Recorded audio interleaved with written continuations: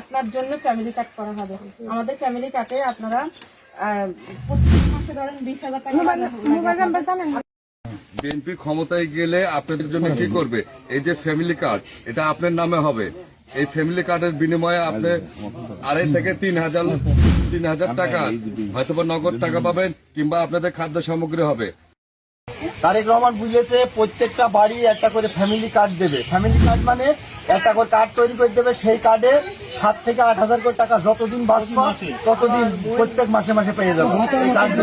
ভাতা ভাতা প্রত্যেক বাড়ি একটা একটা করে মহিলাদের।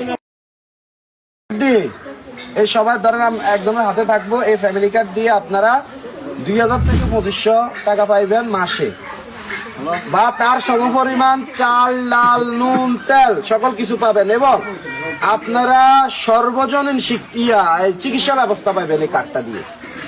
ফ্যামিলি কার্ডের একটা ব্যবস্থা আছে ভাতা, সেখানে মাসে মাসে 7,000 করে তারও বেশি পাইতে পারো। 2,000 করে মাসে টাকা পাবেন আপনাদের মুরব্বীর মতো প্রতি মাসে।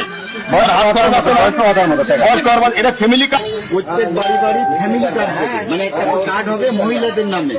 তারা যতদিন বাঁচবে 6 থেকে 8,000 করে টাকা, এটা যতদিন আপনি বাঁচবেন ততদিন দেবে। সারা বছর ফ্যামিলি কার্ডের মাধ্যমে নিত্য প্রয়োজনীয় জিনিস আপনারা, এটা কি মূল্য বলে, ন্যায্য মূল্যে যেই দামে সরকার কিনবে সেই দামে আপনাদেরকে দিবে, 12 মাস দিবে।